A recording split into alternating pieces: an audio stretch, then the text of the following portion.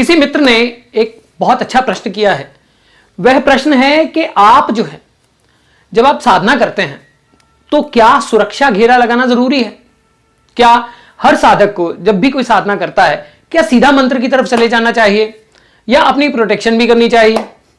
अब ये प्रश्न देखिए, इसमें बहुत टेक्निकलिटीज हैं और बहुत सारी चीजें हैं जो कि इससे कनेक्टेड हैं, परंतु इसको बहुत सिंप्लीफाई करके मैं इस वीडियो में आप तक पहुंचा रहा हूं और वीडियो को पूरी देखिएगा। क्यों? क्योंकि इसके एक पार्ट को भी आप 1 मिनट को भी छोड़ेंगे ना, बहुत लंबी नहीं होगी, 1 मिनट को भी छोड़ेंगे ना, तो आप जो है उस सिंप्लीफिकेशन से वंचित रह जाएंगे। देखिए, सबसे पहली बात, प्रोटेक्शन घेरा क्या होता है, सुरक्षा घेरा होता क्या है, प्रोटेक्शन होती क्या है और क्यों होती है? यह बात समझने वाली है कि क्यों होती है, क्यों लगाना चाहिए। यह प्रश्न है, मित्र ने पूछा। पहली बात तो हर साधक का अपना अपना सिस्टम है। कोई साधक जो है वो सिंपली अपनी इष्ट की प्राप्ति के लिए जो है वो करता है, पूजा करता है। अच्छा, इष्ट की प्राप्ति के लिए भी जो पूजा करता है, अब जब हम यानी हमारी कॉस्मिक वाइब्रेशंस, जब हम मंत्र जाप करते हैं तो कॉस्मिक वाइब्रेशंस बढ़ती हैं, स्पेशली जब हम बैठ के करते हैं। हम जब पूरे आसन में बैठ के जब हम करते हैं तो कॉस्मिक वाइब्रेशंस बढ़ती हैं।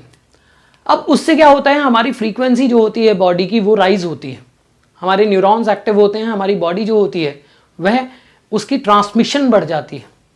और जब हम पूरा अपनी पूरी तरह से अपनी साधना में डूबते हैं तो हम उस कॉस्मिक वाइब्रेशन, उस कॉस्मिक फ्रीक्वेंसी के साथ एक हो जाते हैं। ठीक है।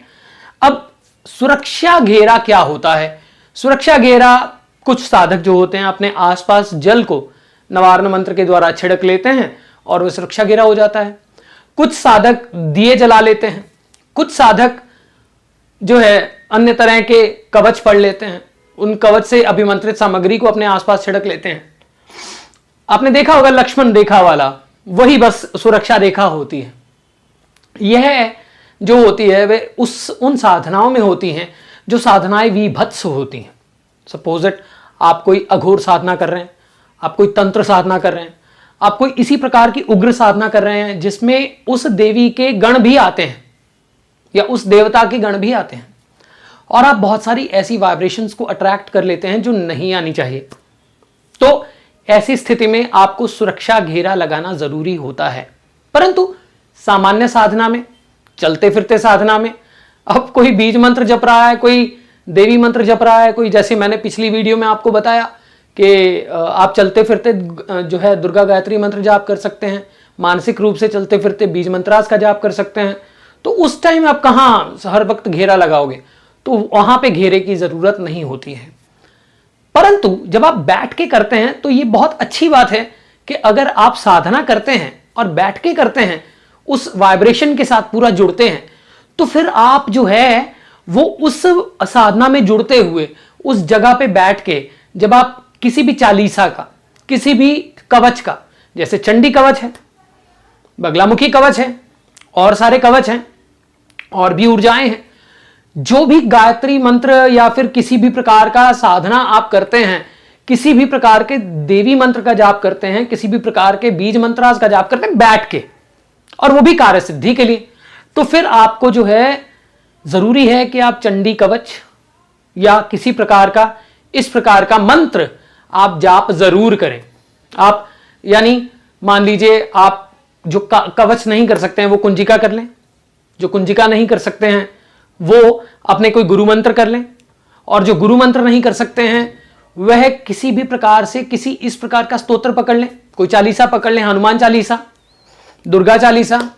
इस प्रकार से आप प्रोटेक्टेड रहते हैं उन ऊर्जाओं से। और दूसरी बात, जब हम कोई भी कवच पढ़ लेते हैं तो उसके साथ में हमारा भाव उस मंत्र की तरफ और बढ़ जाता है, क्योंकि कवच जब हम पढ़ते हैं तो हमारे अंदर एक विश्वास उत्पन्न होता है कि अब मैं प्रोटेक्टेड हूं। आपके सबकॉन्शियस की ऊर्जा जो है वो एकत्र हो जाती है। जब आप मंत्र जाप करते हैं तो आपको बेहतर फायदा मिलता है, क्योंकि आप उस मंत्र के लिए तैयार हो जाते हैं।